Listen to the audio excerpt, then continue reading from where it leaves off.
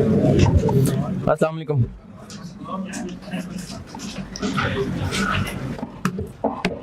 अस्सलाम वालेकुम। दुरूद शरीफ पढ़ लें।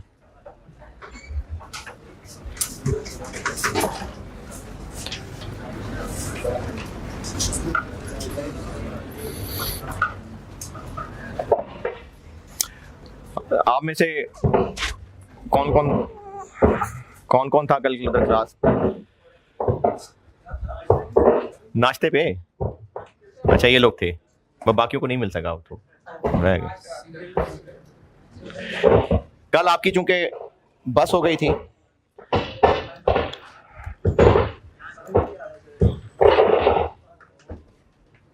उस वक्त इमरान आया भी था, तो मैंने उसको यही कहा था कोई मसला है तो है। सामा पॉज करना है। आवाज गई वो आ रहा है, मैंने कॉल किया, आप दिखाई दे रहे इसको आप नहीं, ये में रखता ना, हाथ में तो कैसे रखूंगा?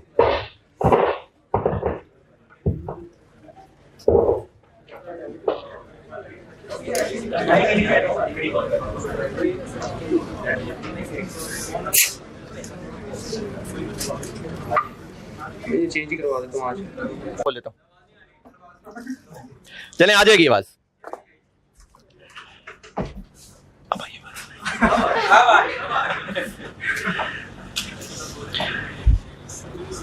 अच्छा, IS-21 के जो 2 लेक्चर रिकॉर्ड किए ना, वो ये रिकॉर्डिंग वाले बच्चों को भी कह रहा हूं कि वो अलग से मैंने सेक्शन बना के रखे हुए हैं। और एक सवाल और है, वो कल आपकी चूंकि हालत देख के मुझे तरस आ गया तो मैंने 12 बजे छोड़ दिया, लेकिन एक है, अच्छा 12:15 वो 15 मिनट तो नाश्ते में लगे थे ना, तो पाए मजेदार थे ना। हाँ, पॉज करना था। अच्छा, ये जो ऑनलाइन में रिकॉर्डिंग बच्चे देख रहे हैं, इनको छोटी सी क्लास इसलिए लग रही है क्योंकि ना ये इसमें साउंड सिस्टम में मसला हो रहा था, तो वो बीच में वीडियो रोक के तो वो साउंड सिस्टम का मसला हल करने की कोशिश हो रही थी। नहीं, अब इतनी लंबी बात होगी ना, अब रहने दें हदीस। कल एक क्लास जो एक्स्ट्रा हुई थी है? अच्छा, 2 पेज है, वो आगे पीछे हो जाएगा। ठीक है, आगे पीछे कर देना, 2 पेज ना निकाले, वो आगे पीछे कर दे ताकि एक ही पेज दें इनको। और ये ग्रुप में शेयर कर दिया था। हाँ ठीक है। अच्छा, कल जो मैंने एक्स्ट्रा क्लास ली थी, जो आप फिजिकल वाले बच्चे उसमें बैठे हुए थे जो नहीं थे, तो मिड टर्म में मैंने ये रखा है। हाँ, IS-21 रखा हुआ है। अब अगर आप उसकी अभी क्लास नहीं लेंगे ना, तो फिर आगे ये कंसोलिडेशन का लोड बढ़ जाएगा, फिर आगे IS-12, तो फिर आपसे नहीं ली जानी है क्लास। इसलिए इसको आज कल में ही करें पूरा। और छोटी छोटी सी 2 क्लासें थी।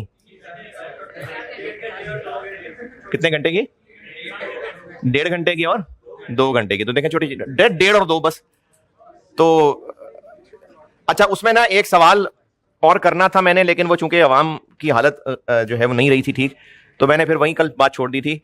तो वो एक सवाल मैं आपसे ना वैसे ग्रुप में शेयर कर रहा हूं, और भी मैंने इसको कहा है कि वो आपको कॉपी भी दे दें। और ये जो ऑनलाइन वाले बच्चे हैं, इनके मैं कोर्स में वो एक सवाल रख दूंगा।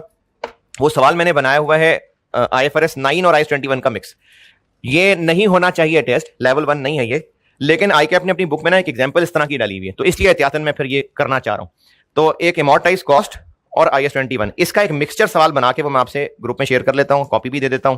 वो आप खुद ही सवाल देख के तो फिर वो डिस्कस हो सकेगा, लेकिन ये तभी हो सकेगा अगर आप वो IS-21 का लेक्चर देख लेंगे। तो कब देख लेंगे हैं? क्या? नहीं, मैंने कब कहा क्वेश्चन नहीं आएगा है? मैंने कहा है कि IS-21 फाइनेंशियल इंस्ट्रूमेंट्स के साथ मिक्स होना, इसका चांस कम है, क्योंकि दोनों ही लेवल 1 टॉपिक हैं, तो मिक्स होके तो वो मुश्किल बन जाएगी बात, नहीं होना चाहिए। लेकिन ICAP ने अपनी बुक में ना इनकी मिक्स करके एक एग्जांपल डाली हुई है, इसलिए मैं उसको करना चाह रहा हूं। तो वो मैंने एक सवाल बनाया है, वो मैं आपके ये जो ऑनलाइन रिकॉर्डिंग वाले बच्चे हैं, इनके वही IS-21 के सेक्शन में रख दूंगा। आप लोगों से ग्रुप में भी शेयर करवा लिया है वो कागज, और अभी कुछ देर तक कॉपी भी मिल जाएगी। तो जिन्होंने तो वो सवाल IS-21 कल पढ़ लिया था, वो आज उस सवाल को देख लेना, सवाल सोल्यूशन दोनों देख लें, यानी देख के समझ आ जाएगा आपको कि क्या करना है। और जिन्होंने IS-21 के नहीं देखे लेक्चर, तो वो फिर जब देख लें तब पूछ लेना मुझसे। बाकी जिन्होंने IS-21 का कल लेक्चर ले लिया था, वो इस सवाल को देख आइएगा कल, ताकि कल उस पर मैं जो सलाम दुआ करनी है वो कर सकूं। कंसोलिडेशन में मैंने 4, हाँ, चूंकि 2 दिन हो गए, भूल भाल गए होंगे, 1 दिन हो गया इनफैक्ट, और बीच में IS-21 का तड़का भी आ गया, तो रिपीट कर देता हूं। कंसोलिडेशन में अभी तक हमने यह किया है कि पी और एस लाइन बाय लाइन हो गई एडिशन, और उसमें पेरेंट की जो एस में इन्वेस्टमेंट है वो नहीं ग्रुप बैलेंस शीट में आ रही, और जो एस का कैपिटल है वो भी उड़ा दिया, और जो एस के प्री एक्विजिशन रिजर्व्स हैं वो भी गायब कर दिए। लेकिन जो पोस्ट एक्विजिशन है वो पेरेंट के रिजर्व के साथ मिला दिए। और मैंने मिसाल में बताते हुए रिटेन अर्निंग कही थी, लेकिन अगर कोई और रिजर्व होता तो सेम सलूक करते। फिर इसी तरह से जो कैपिटल के साथ सलूक कर रहे हैं, हो सकता है सवाल में शेयर प्रीमियम भी हो, तो कैपिटल और प्रीमियम इकट्ठे ही होते हैं, वो एक ही ट्रांजैक्शन के दो टुकड़े किए होते हैं, वरना चीज तो वो एक ही होती है। इसलिए जो सलूक कैपिटल के साथ हो रहा है वही प्रीमियम के साथ हो रहा है। तो अब आप एक काम ये कर दें कि जिनके पास 26th एडिशन है वो आ जाएं पेज हैं किस पे,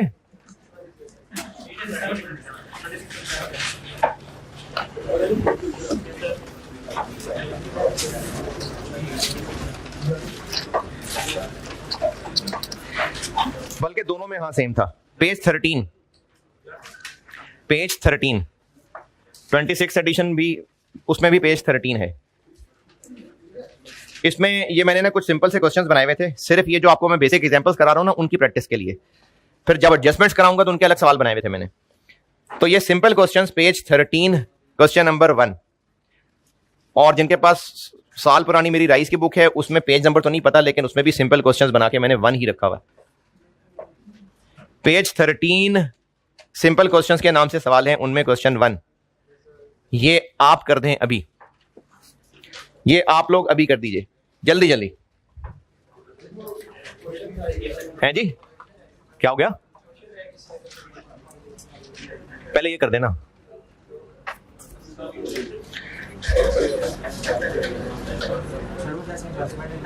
इन्वेस्टमेंट वाला तो आपने बताया कि रिजर्व वाला नहीं डालते, मैंने कब कहा? ये रिजर्व और रिटेन अर्निंग वाला जो है अभी शेयर प्रीमियम की बात कर रहे हैं।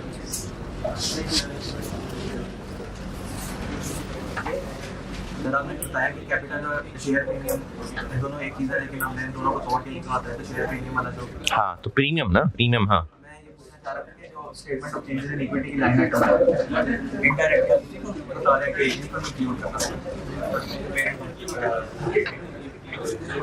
मैं ये अभी मैंने जो ज़बानी बात बोली थी ना वो दोबारा करता हूं। शेयर प्रीमियम शेयर कैपिटल के साथ ही जुड़ी हुई चीज होती है, वो तो सिर्फ फेस वैल्यू को अलग रखना होता है, इसलिए कैपिटल अकाउंट अलग और प्रीमियम अलग होता है, वरना है तो दोनों ही शेयर इशू के टाइम पे आए हुए। तो जो कैपिटल के साथ सलूक कर रहे थे ना वही प्रीमियम के साथ सलूक है। क्या सलूक कर रहे हैं कैपिटल के साथ? एस का कैपिटल बैलेंस शीट में नहीं लिख रहे, और जो रिटेन अर्निंग के साथ सलूक कर रहे हैं वो अगर कोई और रिजर्व है तो उसके साथ भी वही सलूक होगा। क्या सलूक? प्री एक्विजिशन बैलेंस शीट में नहीं लाएंगे, पोस्ट एक्विजिशन पेरेंट वाले के साथ ऐड करेंगे। और गुडविल कैसे निकालना बताया था कि उस वक्त किस वक्त जब शेयर्स खरीदे थे उस वक्त एस की इक्विटी कितनी थी और उसके लिए पैसे कितने दिए थे, तो जो ज्यादा दिए थे वो है गुडविल। बस उतने ही के बताए हुए पे एक सवाल कह रहा हूं ये करने को।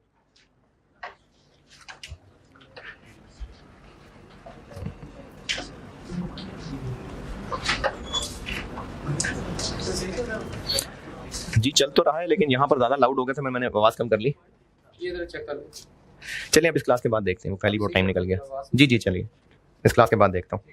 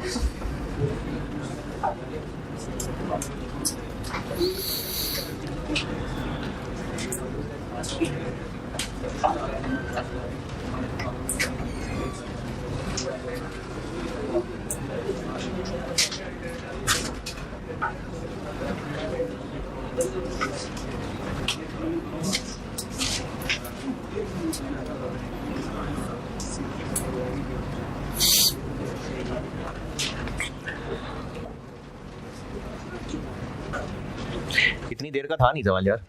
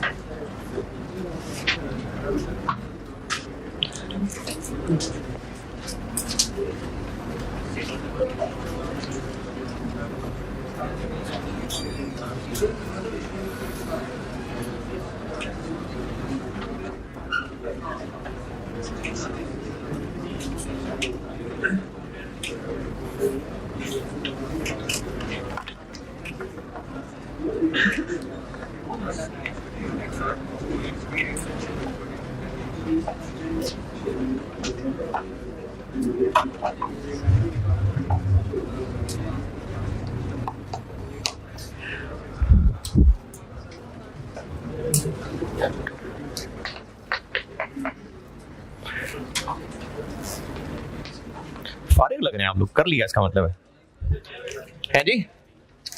क्या हुआ? नहीं 5-6 करने हैं तो कर लें।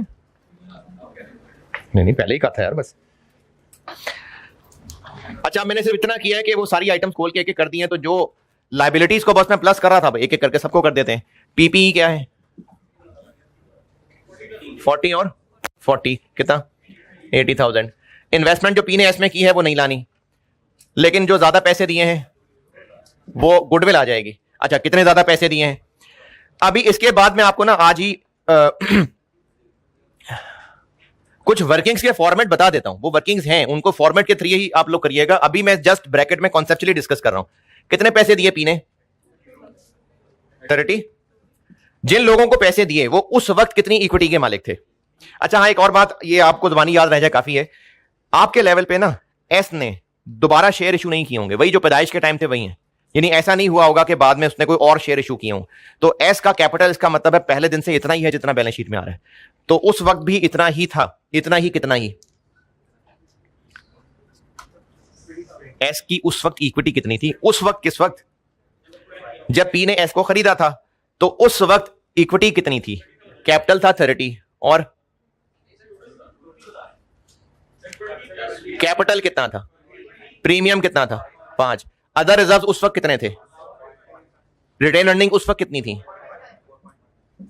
तो इतनी इक्विटी के मालिक थे वो लोग जिन्होंने अपने सारे शेयर्स 32,000 के बेच दिए। तो कितना एक्स्ट्रा पे किया? 2,000।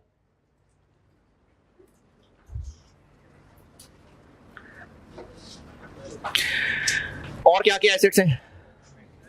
इन्वेंट्री, वो भी P प्लस एस कर दें। कितना है? 4 प्लस 6 10। और क्या है? डेटर्स हैं, वो भी P प्लस एस कर देते हैं। 11 प्लस 12 13। और है जी 23, सॉरी। और कैश एंड बैंक है कितना? 3 प्लस 2 5। और क्या है? बस ये हो गए एसेट्स 120। कैपिटल किसका? सिर्फ P का। कितना? 36। तो प्रीमियम भी सिर्फ P का 4,000। अदर रिजर्व्स, P के अदर रिजर्व में हम S के पोस्ट वाले शामिल कर लेते हैं। P के अदर रिजर्व्स कितने हैं? 3। S के अभी कितने हैं? 2। तब थे इतने, तो पोस्ट आ गए ना, वो इसमें कर लेते हैं ऐड। कितने? 4500। बिल्कुल यही वाला सलूक रिटेन अर्निंग के साथ भी। ये वो चीजें जो मैं कल बता चुका हूं। पेरेंट की अभी रिटेन अर्निंग कितनी है? है जी 29। एस की अब कितनी है? 18। तब कितनी थी? तो ये पोस्ट हो गए, ये ऐड कर लेते हैं 42। और क्या है? क्रेडिटर्स हैं कितने? 18 और 15 33। और क्या है? बस। तो यहां तक की समरी ये है कि एस और पी के एसेट्स और लायबिलिटीज सारी लाइन बाय लाइन एडिशन, लेकिन जो पी ने एस में इन्वेस्टमेंट की थी वो ग्रुप बैलेंस शीट में नहीं आएगी। हां, अगर कुछ ज्यादा पैसे दिए थे तो वो गुडविल के नाम से आ जाएंगे। और इस साइड पे एस का कैपिटल, प्रीमियम नहीं आएंगे। और जो पोस्ट एक्विजिशन बाकी रिजर्व्स हैं वो पी के बाकी रिजर्व्स के साथ ऐड हो जाएंगे। ये है अब तक की समरी। अब पूछें सवाल जो कह रहे थे आप पूछना है। जी जी हाँ हाँ। वो कैपिटल उसकी लायबिलिटी कैसे हो सकती है? हाँ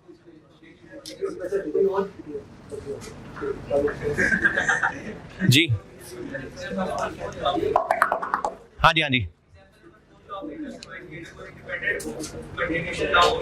तो फिर डेटा बताया होता। इसमें पूछे कोई सवाल? चले जी आगे चलते हैं। एग्जाम्पल 5।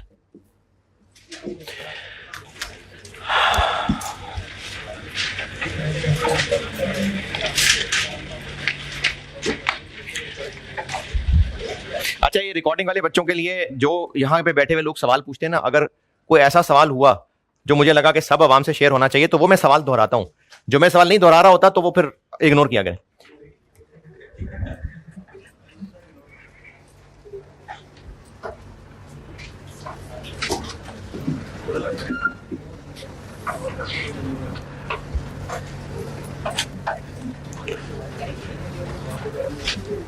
अच्छा, मैं ये नहीं कह रहा कि वो बेकार सवाल होता है।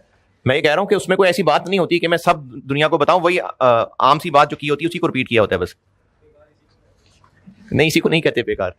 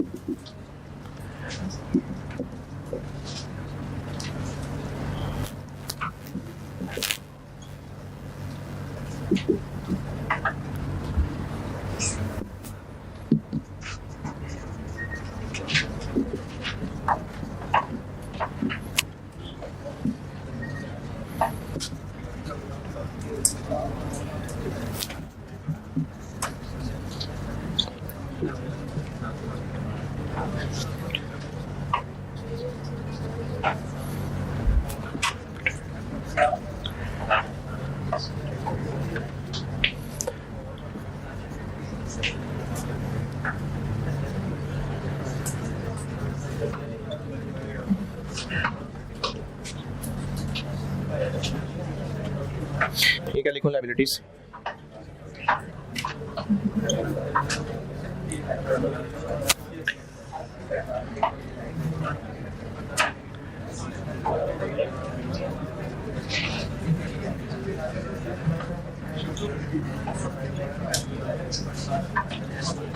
इधर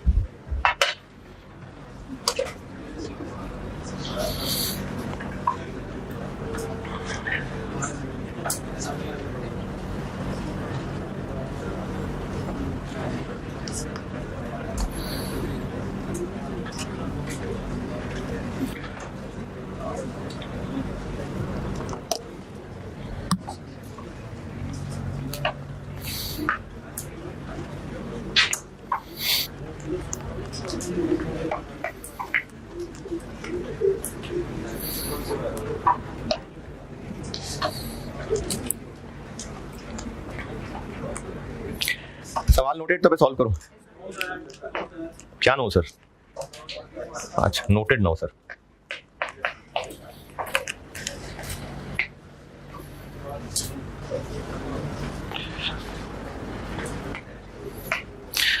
अच्छा, ये जो कल लोग आए थे और कुछ नागुज़ीर वजूहात की बिना पर नाश्ता नहीं हो सका, तो किसी को ऐसा उस पर गुस्सा चढ़ा कि मैं जब ब्रेक में बैठा हूँ आराम से, वो अगले ने मेरी वीडियो बनाई और अब बैठा हूँ, अब हो सकता है मैं उधर देख रहा हूँ, तो जी सर आप तबीयत आपकी ख़राब है। फिर वो वीडियो जो है वो और बच्चों में शेयर हो गई। फिर मुझसे बच्चे पूछ रहे हैं सर आप बीमार हैं। फिर एक बच्चे ने मेरी वो पिक्चर बना के पोस्ट लगा दी कि अल्लाह उनको सेहत तंदुरुस्ती दे। नहीं, वो तो मिल रही है, लेकिन ये क्या बात हुई है? क्या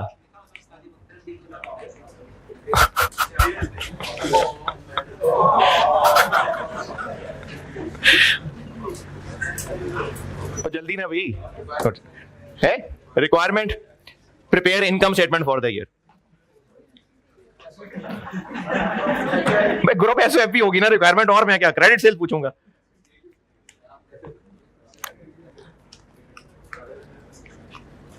अच्छा, इसमें सेम पहले वाली बात कि ग्रुप में क्या होगा कि सारी चीजें लाइन बाय लाइन ऐड हो गई और इन्वेस्टमेंट इन एस नहीं आ रही होगी।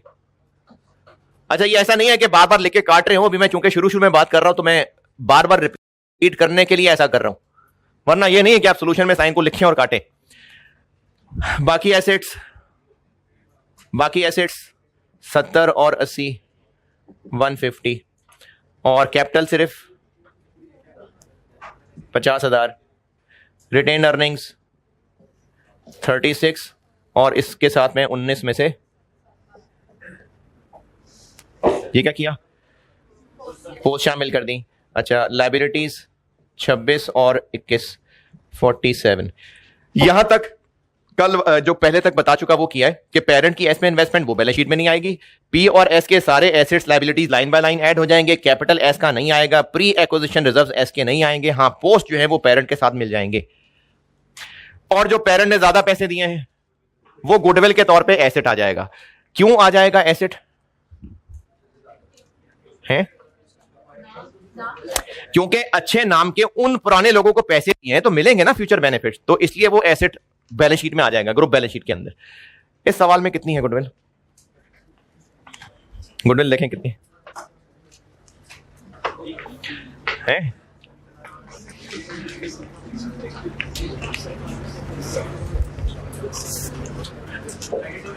नेगेटिव आ रहा है, नेगेटिव आ गया ना। नेगेटिव क्यों आ गया? क्योंकि उस वक्त ये लोग कितनी इक्विटी के मालिक थे? 40 और 47 के।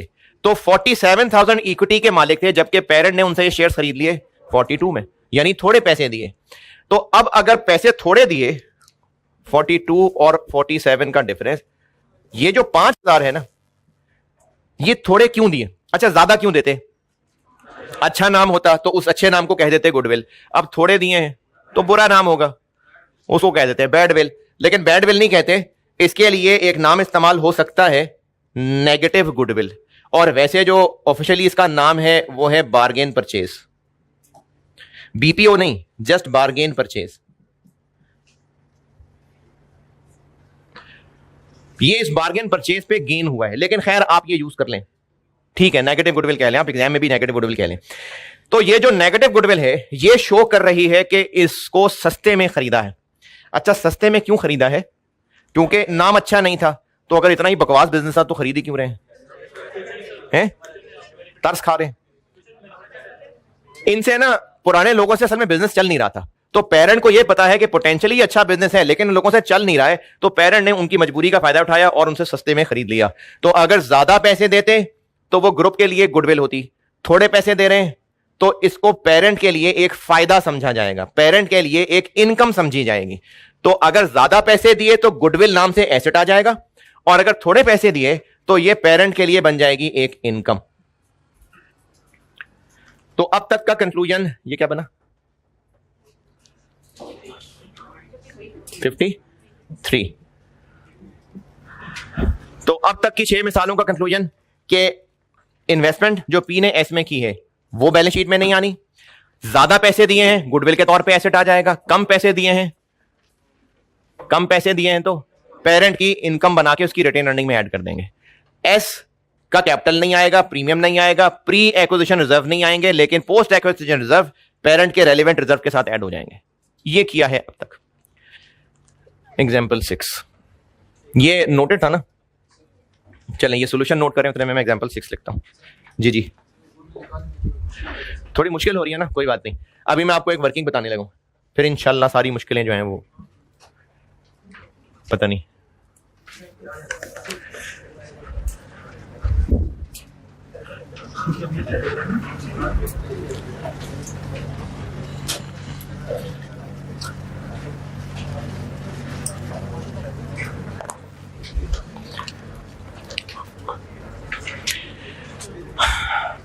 पेरेंट और सब्सिडरी इनका रिलेशन है तो ही कंसोलिडेशन हो रही है, हैं जी? 6 ये 6 है अब? अच्छा 6 है अभी। ये पेज अभी एक बांटा था, मिल गया सबको? हैं किधर गया वो? अच्छा जी चले, अब मिल जाएगा। ये वही IFRS 9 और IAS 21 का मिक्स। ये फिजिकल क्लास वाले बच्चों के लिए मैंने उनके ग्रुप में भी परसों शेयर करवा दिया था, कल आज कर दिया ना ऐसे हम। और ये जो ऑनलाइन वाले बच्चे हैं वो उनके कोर्स में, तो जिन्होंने IAS 21 की क्लास ले ली थी वो अगर आज इसको देख आए तो मैं कल इसको डिस्कस कर सकूंगा। सवाल पढ़ के और सॉल्यूशन भी देख लेना बेशक, खुद ही आ जाएगा समझ, नहीं तो मैं कल डिस्कस कर लूंगा इसको। 75 कर लेते हैं, चलें 75।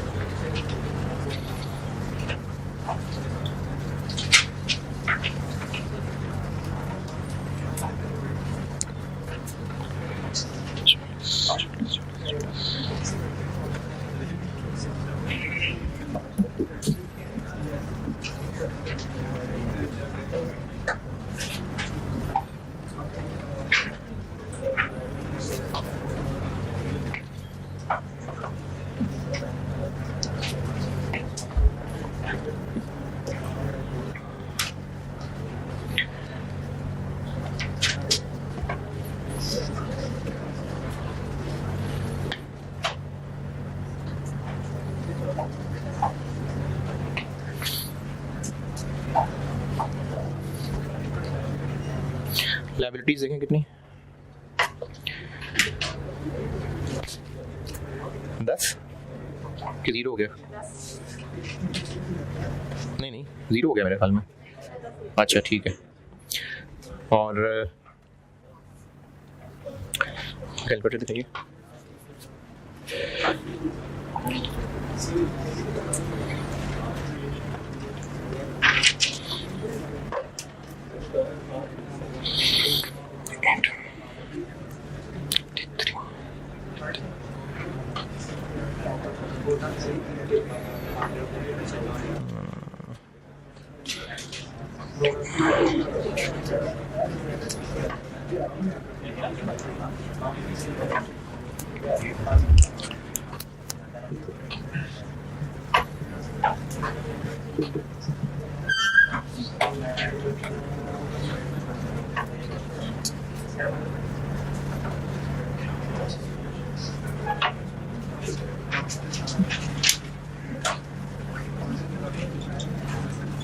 इधर देखें कितनी, 48 और 46, 94 और 114 और 17।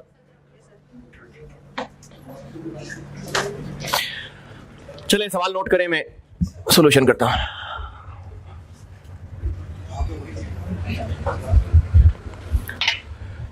रिक्वायर्ड वही ग्रुप एसओएफपी।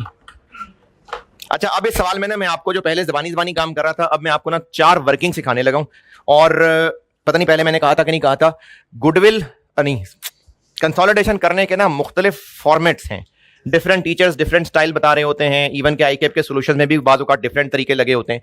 तो बस एक तरीका मैं आपको सिखा रहा हूं, वो कर ले फॉलो, एंड रिजल्ट सबका सही होता है। यानी डिफरेंट फॉर्मेट डिफरेंट स्टाइल की वर्किंग्स हैं मुख्तलिफ किताबों में मुख्तलिफ टीचर्स की। तो आपको जो वर्किंग बता रहा हूं वो फॉलो कर लेना। अभी शुरू में आपको लगेगा कि वो वर्किंग्स जो हैं वो तो एमी टाइम ज़ाया कर रहे हैं, ये तो काम हम ब्रैकेट में आसानी से कर रहे थे, लेकिन इन वर्किंग्स ने आगे बढ़ना है। तो जब रश मच जाएगा ना, फिर आपको ये फॉर्मेट्स ही ज़्यादा फायदे देंगे। तो वो आप अगर शुरू से फॉर्मेट्स फॉलो कर लेंगे तो अच्छा है, प्रैक्टिस हो जाएगी। तो मैं आपको अभी इस सवाल से 4 वर्किंग्स बता रहा हूं और इनकी लाइनें बढ़ती जाएंगी जैसे जैसे हम आगे चलेंगे। सवाल नोटेड, तो मैं चलूँ आगे। कर लें नोट कर लें जल्दी। हैं जी, आईएएस के अंदर तो ये एडजस्टमेंट्स भी नहीं है। मैंने अर्ज ये किया था कि आईएएस में ना सिर्फ मोटे मोटे 4-5 बुनियादी कॉन्सेप्ट्स लिखे हुए हैं, उन्हीं के ऊपर फिर एडजस्टमेंट्स क्रिएट किए हैं बुजुर्गों ने। तो ये तो जो एडजस्टमेंट्स बता रहा हूं ये भी नहीं आईएएस में लिखी हुई, तो फॉर्मेट कहां से लिखा होगा। चले ठीक है, बना लिया। 4 वर्किंग्स बना के दे रहा हूं। एक हम लोग बनाया करेंगे गुडविल की वर्किंग। गुडविल क्या होती है? पेरेंट ने जो शेयर्स खरीदे वो कितने ज्यादा पैसों के खरीदे, तो कितने के खरीदे? इन्वेस्टमेंट की जगह कभी कंसिडरेशन का वर्ड भी यूज हो सकता है कि पेरेंट ने कितनी कंसिडरेशन दी, तो कितने के खरीदे पेरेंट ने? 51,000। अच्छा, इसको कंपेयर करना होता है कि उस वक्त इक्विटी थी कितने की, तो इक्विटी को कहते हैं नेट एसेट्स। ये बचपन में शायद कहीं पढ़ा हुआ आपने, नेट एसेट्स इक्विटी को कहते हैं। तो एक्विजिशन के टाइम पे नेट एसेट्स कितने थे उस वक्त? एस का कैपिटल कितना था? 36। प्रीमियम कितना था? 4। उस वक्त अदर रिजर्व्स कितने थे? 6,000। 6,000 के 13,000। उस वक्त 6,000 थे, 13 तो अब आज कई साल गुजरने के बाद है ना, उस वक्त 6 थे। उस वक्त रिटेन अर्निंग्स कितनी थी? 14,000। कितना बना? 60। तो पेरेंट ने तो थोड़े पैसे दिए ना, ये कितना बना? 60। देखें ये जो 60 निकला है ना, ये है उस वक्त एस की पूरी इक्विटी। तो सब लोगों ने थोड़ी अपने शेयर्स बेचे, 75% लोगों ने अपने शेयर्स बेचे हैं। तो इसको कंपेयर तो नहीं करना बनता ना 60 से, कंपेयर भी करना है तो किससे करेंगे? 60,000 के 75% से 45। 6,000 ये गुडविल है, ये गुडविल है। पेरेंट ने सारे शेयर्स खरीदे हैं 75%, तो ये 60,000 क्या है? ये उस वक्त एस की पूरी इक्विटी है। इससे पहले की मिसालों में ना मैं सब में 100% रख रहा था, अब मैंने 75% रखे हैं। तो लाजमी नहीं है 100% है, नहीं, 50 से ज्यादा होने चाहिए, मेजॉरिटी होनी चाहिए। तो वो 75 पे भी हो रही है, तो 75% शेयर्स के खरीदते ले उसने इतने पैसे दिए। अब हमें यह देखना है कि कितने ज्यादा हैं, तो इस 51,000 को 60,000 से नहीं कंपेयर कर सकते, क्योंकि ये पूरी इक्विटी इतने की थी, जबकि पेरेंट ने 75% खरीदे, तो उसका 75% लेंगे तो पता चलेगा कि पेरेंट ने क्या खरीदा है और कितने में खरीदा। फिर एक वर्किंग अदर रिजर्व्स, और अभी फिलहाल अदर रिजर्व्स और रिटेन अर्निंग की आपको सेम पैटर्न की चीज लगेगी, बाद में फिर रिटेन अर्निंग्स चेंज होती जाएंगी आस्ता आस्ता। अच्छा, ये अदर रिजर्व्स भी और रिटेन अर्निंग्स भी दोनों में ना मैं इस स्टाइल से वर्किंग बनाऊंगा कि एक में एस का कॉलम बना रहा हूंगा और एक में पी का कॉलम बना रहा हूंगा। पी के अभी इस वक्त अदर रिजर्व्स कितने हैं? अभी इस वक्त पी के अदर रिजर्व्स कितने हैं?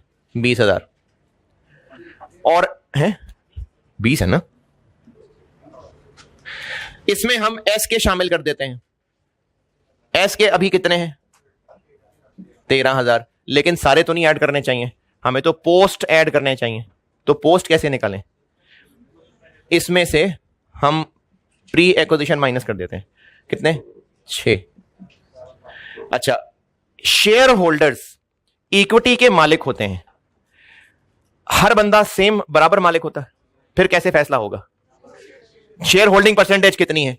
तो पेरेंट एस की 100% शेयर होल्डर है, तो फिर जब 75% है ना, तो एस की इक्विटी वाली चीजों के भी 75% का मालिक है। तो हम ये अब पूरा 7 नहीं ऐड करेंगे, इसका 75 करेंगे।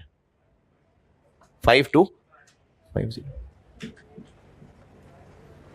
ये बात दोबारा देखिए, इक्विटी होती है ओनर्स की, तो जो जितना ओनर होगा उतने वो परसेंट का हक रखता होगा ना। तो पेरेंट ने तो सारे शेयर्स नहीं खरीदे, पिछले सवालों तो क्या था, सारे शेयर्स खरीद रहे थे, तो मैं एस के सारे पोस्ट एक्विजिशन पी के साथ मिला देता था।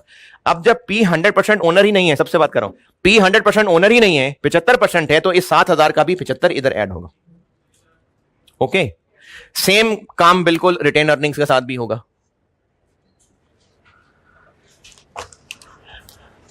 एक मैं एस का कॉलम बनाया करूंगा, एक पी का कॉलम बनाया करूंगा। अब इसमें अभी इस वक्त पी की रिटेन अर्निंग्स कितनी है? 46,000। इसके साथ हम शामिल कर लेते हैं एस की रिटेन अर्निंग्स, जो कि अभी हैं 27, लेकिन सारी नहीं करनी, इसमें से पहले हम प्री माइनस कर देते हैं 14, बाकी रह गया 13। लेकिन इसका भी सब पे हक नहीं है, पी का 75% पे है। 9,750 5,5,750।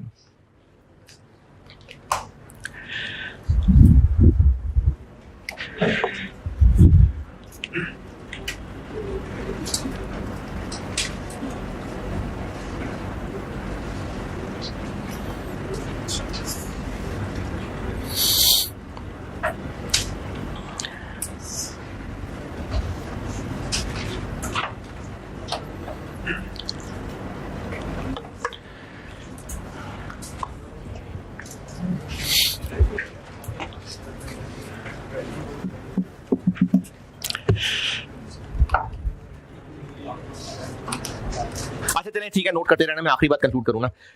ये समझ आई रीजन? चलें, आखिरी चीज, ग्रुप एसओएफपी बनाते हुए, ग्रुप एसओएफपी इन्वेस्टमेंट इन एस तो नहीं आएगी, और बाकी एसेट्स अदर एसेट्स हम ले लेते हैं, और गुडविल वर्किंग 1 में निकाल ली 6,000। अदर एसेट्स इधर देखें, अदर एसेट्स 80 + 90 कर लूं या 90 का 75%? कंसोलिडेट कर रहे हैं ना, तो 80 + 90 या 90 का 75%? पूरा 90 नहीं। अच्छा, जिनको लगता है 90 का 75%, क्यों है? बैलेंस करने के लिए। तो ऑब्जेक्ट ओरिएंटेड बात हो गई ना, कॉन्सेप्चुअल बताएं, क्यों 75%?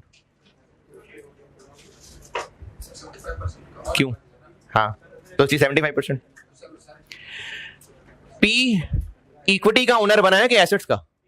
इक्विटी का ओनर बना है, एसेट्स का ओनर नहीं है। एसेट्स का ओनर तो कंपनी एस खुद है, तो फिर हम एस के एसेट्स को कंसोलिडेट क्यों कर रहे हैं? क्योंकि पी का इस पे पूरा कंट्रोल चल रहा है, और कंट्रोल होगा या नहीं होगा, आधा पौना कंट्रोल नहीं होता। ये जो परसेंटेज है ना, ये सिर्फ शेयर होल्डिंग है इक्विटी के लिए। एसेट्स तो पूरी इसकी मर्जी के तहत हैं, तभी तो कंसोलिडेट कर रहे हैं। तो एसेट्स पूरे पूरे कंसोलिडेट होंगे, क्योंकि एसेट्स के कंसोलिडेट करने का रीजन ओनर होना है या कंट्रोल होना है? तो कंट्रोल तो है, तो एसेट्स पूरे पूरे कंसोलिडेट होंगे। 170, 176 और कैपिटल पेरेंट का 40, प्रीमियम पेरेंट का 8, अदर रिजर्व्स वर्किंग कर ली, क्या है बताएं?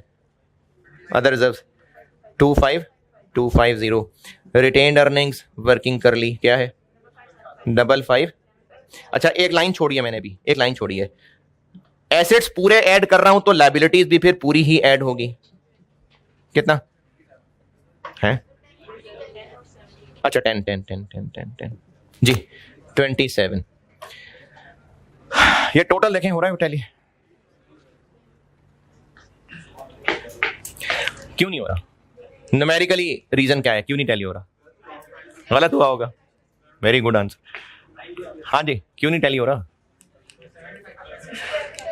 क्योंकि ये जो इक्विटी वाली चीजें साथ मिलाई हैं वो मिलाई हैं 75%, जबकि एसेट्स और लायबिलिटीज 100 मिला ली हैं, तो इसने आउट तो होना ही था। अब इसका हल ये है कि एसेट्स और लायबिलिटीज को पूरा क्यों मिला, नहीं एसेट्स को पूरा क्यों शामिल किया? क्योंकि कंट्रोल है, और चूंकि एसेट्स को पूरा शामिल किया तो लायबिलिटीज को भी पूरा ही शामिल करना है। शेयर होल्डर्स की चीज होती है इक्विटी, ये इक्विटी है। क्या अभी सिर्फ इस पूरे एस का पी ही शेयर होल्डर है? नहीं, वो लोग भी हैं जिन्होंने अपने शेयर्स इनको नहीं बेचे थे, वो अभी भी ओनर हैं। जब वो आज भी ओनर हैं और एस के पूरे एसेट्स और पूरी लायबिलिटीज यहां लिख रहे हैं, तो उनको भी यहां इक्विटी में जगह देनी पड़ेगी, उनको भी इक्विटी के अंदर जगह देनी पड़ेगी। लेकिन वो लोग कंट्रोल नहीं कर रहे, उनसे कंट्रोल हो नहीं रहा है, कंट्रोल नहीं हो रहा, उनके पास मर्जी चलाने के लिए परसेंटेज नहीं है, तो उन लोगों को कहते हैं ये वो कौम है जो कंट्रोल नहीं कर सकते। इसकी अंग्रेजी आईएएस ने बनाई है नॉन कंट्रोलिंग इंटरेस्ट, और इसको प्यार से आप एनसीआई कह सकते हैं, और इस प्यार का इजहार आप पेपर में भी कर सकते हैं, पेपर में भी एनसीआई लिख सकते हैं। नॉन कंट्रोलिंग इंटरेस्ट, एनसीआई बिल्कुल चल जाएगा। अच्छा अब अभी मैं आपको ना ये सिर्फ कॉन्सेप्चुअली बता कर हूं ताकि मैं इसको पूरा कर दूं। इसकी प्रॉपर वर्किंग और उसका आगे एक और तरीका वो कल बात करूंगा, इस पे सिर्फ कॉन्सेप्चुअली बता रहा हूं। अभी मैंने इसकी वर्किंग बना के देनी है कल, लेकिन अभी सिर्फ कॉन्सेप्चुअल बता रहा हूं। ये वो लोग हैं जो आज भी एस की इक्विटी के 25% के मालिक हैं। आज एस की इक्विटी है कितनी? आज बैलेंस शीट आज बना रहे हैं ना, ये कब की फिगर्स हैं? ये आज की है ना, ईयर एंड की। तो अब इस वक्त एस की इक्विटी कितनी है? नहीं 60 नहीं है, 80,000 है। उसमें से ये कितने के मालिक हैं? 25%। कितना बना? 20 यहां लिखेंगे तो बैलेंस शीट टैली होगी। क्योंकि जब एस के एसेट्स पूरे लिखे और लायबिलिटीज पूरी लिखी, तो फिर इक्विटी में वो लोग जो आज भी ओनर्स हैं उनको भी जगह मिलेगी, वो कहलाती है नॉन कंट्रोलिंग इंटरेस्ट। है जी। ये 20,000 निकला कैसे? ये हम बैलेंस शीट कब की फिगर्स ले रहे हैं? ईयर एंड ना, तो हमने एसेट्स लायबिलिटीज ले लिए, तो अभी इस वक्त एस की इक्विटी कितनी है? वो ये, और इसमें से वो कितने के मालिक हैं? 25% के। तो इनको ऐड करेंगे, 80,000 बना, 25% लें तो वो 20,000 बन गया, तो बैलेंस शीट टैली होगी। लेकिन आपने इसको, आप लोगों ने इसका 25% नहीं करना, इसका नहीं, बैलेंस भी नहीं करना, इसका एक वर्किंग का फॉर्मेट बताऊंगा, वो वाला काम करना। ठीक है जी, अल्लाह हाफिज।